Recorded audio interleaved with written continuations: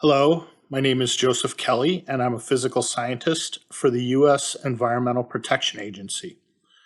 I'd like to welcome you to this virtual information session regarding the environmental work being performed under EPA's direction at the former Hoover Company facility in North Canton, Ohio. For those of you who have participated in other EPA public meetings or information sessions, you can see that we've adjusted our format to help ensure public safety during the ongoing COVID-19 health crisis. We hope that you find this presentation helpful and informative. This session will provide some background information on the Hoover facility and details about the investigation being overseen by EPA. EPA last participated in an information session in the community in October of 2018. Different phases of work have been completed since that time, and more work will also be planned. We think it is important to mention that work at the site is ongoing, is not complete, and additional information is being collected. Once all of the work is determined to be complete, a cleanup plan or corrective measures proposal will be developed for the property. EPA will summarize that cleanup plan in a document called a Statement of Basis and will make a public announcement when it is ready for the public to review. EPA will also host a meeting at that time to gather the public's comments and questions about the plan. Again, my name is Joseph Kelly, and I'm the project manager for the Hoover facility under the Resource Conservation and Recovery Act Corrective Action Program, also known as RCRA Corrective Action. Over the next few slides, I will describe some of the investigation and cleanup activities previously performed at the former Hoover site. The facility is currently owned by Maple Street Commerce, and it has undergone various stages of investigation and reuse since Hoover finished operations at the site in 2007. Hoover initially began electric sweeper manufacturing at the property around 1908. The facility grew to include over 86 acres of land, but the property is now smaller because the northernmost portion of the former property is now owned by the school district.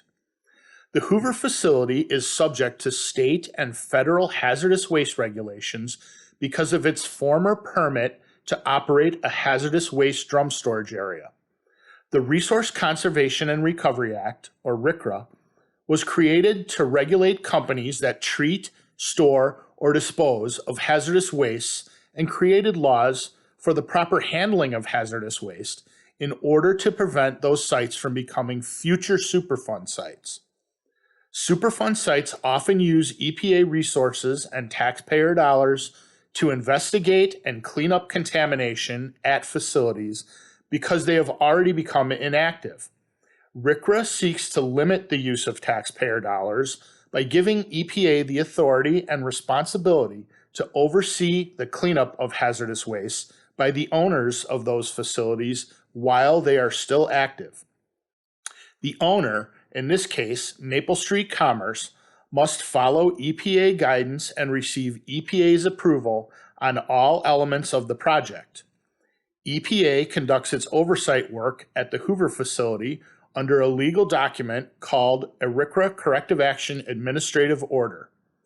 A copy of the administrative order is available to view on this website for the Hoover facility under the section titled Additional Site Information and the subsection titled Current Documents, Reports, and Graphics. A link to the website is provided at the end of this presentation.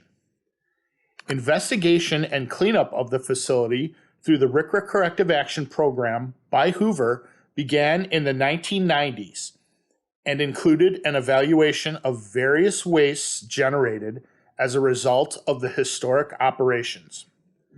Under a 1999 voluntary agreement with EPA, Hoover completed soil and groundwater cleanups in several areas of the facility and prepared their proposed cleanup plan called a Final Corrective Measures Proposal. The plan proposed several legal controls to prevent human exposure to site contaminants, building upon cleanup activities that Hoover considered to be complete. EPA did not ultimately approve the proposed cleanup plan at that time. Operations at the facility ceased in 2007, and additional work occurred during several ownership changes. EPA then requested additional investigation of the vapor intrusion pathway at the facility, which Maple Street Commerce began in January 2015, and an administrative order was signed by Maple Street Commerce in May 2016 to continue the investigation and cleanup activities. We summarized in our 2018 presentation to the North Canton community that there were several areas called solid waste management units where wastes were handled by Hoover and accidentally spilled or disposed before the federal government passed waste regulations in 1976. The locations of the main solid waste management units at the Hoover facility are generally shown on this map.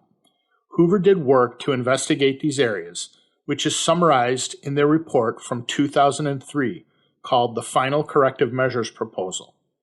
EPA asked Maple Street Commerce to build on Hoover's prior work, most recently investigating a process called vapor intrusion, in addition to collecting supplemental information to answer EPA's further questions.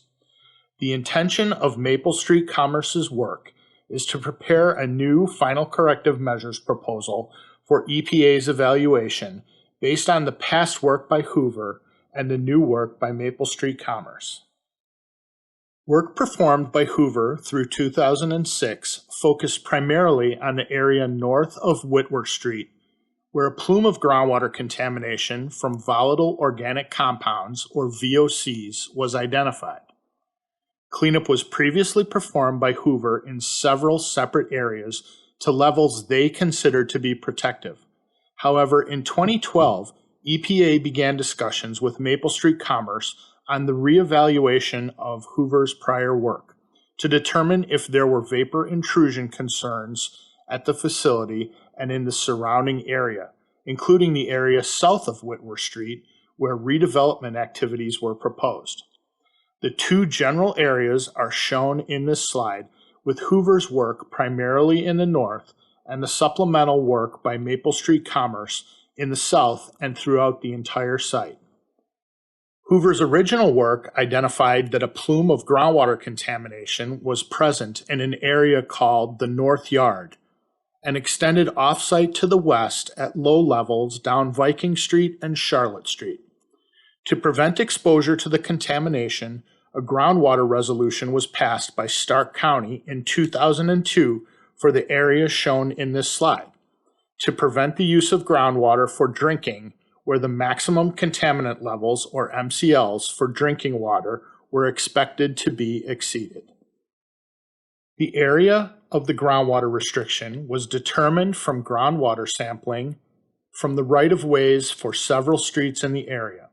The area where the plume of low-level groundwater contamination was identified by Hoover is shown in this figure, with samples collected mainly along Viking Street, as was presented in Figure 2-1 of Hoover's Final Corrective Measure Proposal.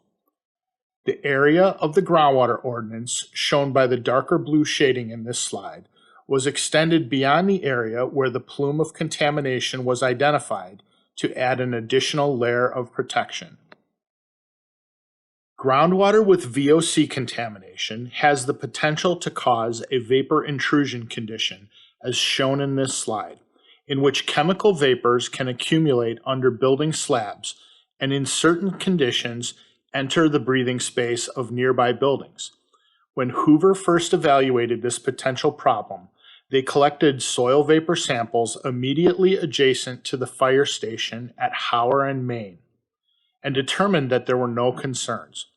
However, due to changes in the risk levels for some of the chemicals of concern and changes in the use of the property after Hoover ceased operations, EPA requested a reevaluation by Maple Street Commerce to determine whether vapor intrusion could affect on-site buildings and also buildings off-site close to the former Hoover facility.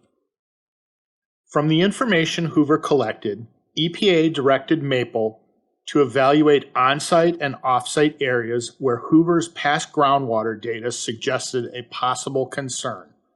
The gold-shaded area on this figure shows the general outline of the area where EPA believed a vapor intrusion concern could be present based on today's acceptable levels. Maple Street Commerce began investigating those areas, and in EPA's 2018 presentation, we discussed results from on-site buildings and some of the off-site buildings, and summarized that mitigation systems were installed in 2 buildings to address concerns that were found. Further review suggested that the sewers could be a source for off-site contamination, rather than simply a large groundwater plume as Hoover had suggested. This slide identifies some, but not all, of the environmental concerns that were identified by Hoover, with the area of the groundwater restriction shown in blue and the approximate area of the potential vapor intrusion concerns shown in yellow. This area of possible vapor intrusion concerns was expanded from the on-site area proposed by Hoover due to the changes in risk levels we mentioned, with investigation performed at or near the locations shown by the yellow stars on this figure. This figure also shows the area of the sewers in yellow that were found to be impacted during most recent investigation. Based on the work performed by Maple Street Commerce from 2015 through 2018, EPA requested additional work to supplement the data collected and address the 4 specific issues shown in this figure. 1. To further define the main groundwater plume originally identified by Hoover in the North Yard. 2. To evaluate the groundwater quality down gradient from the West Factory, where limited prior work was performed by Hoover, but where vapor intrusion concerns were identified by Maple. 3. To confirm that contamination is not present to the south of the building. And 4. To determine if the storm sewers and sanitary sewers that had been used by Hoover were possible sources for off-site contamination. In general, the soil and groundwater sampling performed by Maple on-site supported our understanding of the site conditions. In general, work in the right-of-ways identified that sewers had been impacted. This was expected based on the information in Hoover's 2003 Final Corrective Measures proposal, indicating that waste had been disposed in the sewers before installation of their wastewater treatment systems in the 1940s. As shown in this figure, air samples collected from inside the sewers identified contamination from trichloroethene, or TCE, at levels above the default screening criteria for vapor intrusion, generally in areas east of Main Street. It is important to note that the default screening levels used for comparison with sewer gas samples are much lower in EPA's experience than concentrations that would indicate a substantial concern for nearby buildings. This conclusion is supported by the indoor air sampling performed at many of the buildings near these areas where the sanitary sewers were found to be impacted. This slide shows the results from sanitary and storm sewer sampling completed by Maple Street Commerce that was presented in their August 2020 RFI report. The results of water samples collected from inside the storm sewers in the right-of-ways identified similar impacts to those found in air samples, as shown in this slide. TCE was again found, this time along with vinyl chloride, or VC, at levels above the default screening criteria for vapor intrusion, generally in areas east of Main Street. Further to the west and extending down Charlotte, TCE and VC concentrations are below the vapor intrusion screening levels, but remained above the MCLs. This slide shows the results from storm sewer water sampling completed by Maple Street Commerce and submitted in their August 2020 RFI report. We have not highlighted all of the information collected by Maple Street Commerce in 2020, but show these figures to provide more information about expected work that may occur in the future to address these and other issues. Video inspection of the sewers by Maple Street Commerce was performed in some areas to determine if breaks in the storm sewer lines or sanitary sewer lines were present. Breaks in the sewers can allow contaminated groundwater and vapors to enter the sewers and move off-site. The possibility of contaminated groundwater entering the sewers is greatest where sewers are in contact with contaminated groundwater. As shown in this figure, the plume of heaviest groundwater contamination in the north yard, shown with the orange shading, was found to be in contact with the sewers and is believed to be entering the storm sewers in the north yard or along Orchard Avenue. This assumption is supported by the results of the sewer water and sewer gas samples that were shown in the previous slides. Breaks in the sewers also could have allowed contamination to seep out of the sewer lines and impact the sewer bedding in the immediate areas within the right-of-ways. The process is shown in the current slide. This may explain why VOC contamination in groundwater along Viking Street appears to be present only in an isolated area near MW29S, at levels that do not represent a vapor intrusion concern, while other monitoring wells located nearby are not contaminated by VOCs. EPA will request further work from Maple Street Commerce in order to determine where breaks may have occurred so that they can be repaired. It is expected that repairs closer to the facility will eliminate the possible sources for ongoing impacts from the Hoover site, both into and from the sewer systems. Once the possible sources of contamination can be isolated, we expect that the sewers will be resampled to determine if the problem has been resolved or whether additional work is needed. It is important to note, once again, that the levels identified in the sewers to date are much lower than levels that would cause a vapor intrusion concern in EPA's experience.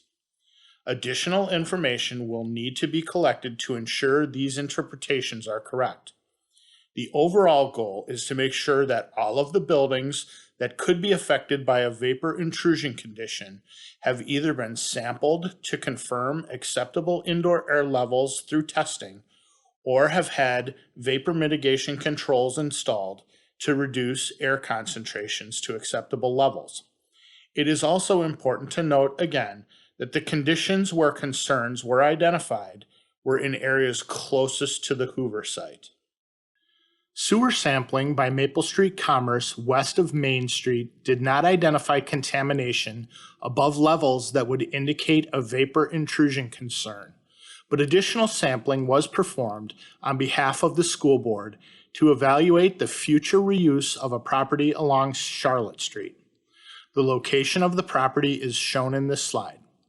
Work performed along Ream Avenue between Charlotte and Portage identified soil gas impacts possibly related to the sewers, and Maple Street Commerce is coordinating with the school board and city to further investigate the area.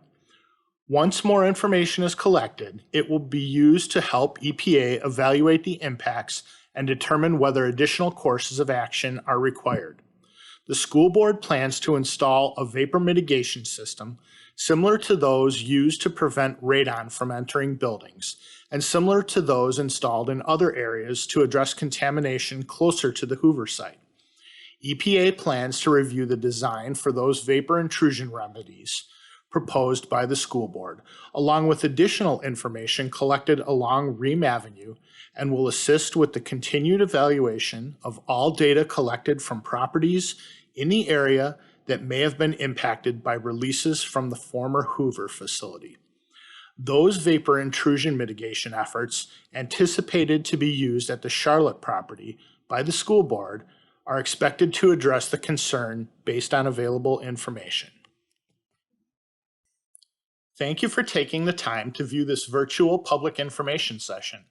As mentioned at the beginning of the presentation, EPA plans to host a public meeting when the statement of basis is prepared after all of the investigation work is complete in order to gather the public's comments and questions about the proposed cleanup plan. We expect that some of the cleanup activities already completed will be included in the final cleanup plan. There may be other public information sessions presented as additional information is collected, and EPA may provide updates through web postings or videos such as this one. The North Canton Public Library contains a repository for the environmental information available for the Hoover site, if you would like more information. Some of the information is also available at this website at https://www.epa.gov/HW corrective action sites/hazardous-waste-cleanup-former-hoover-company-facility-north-canton-ohio.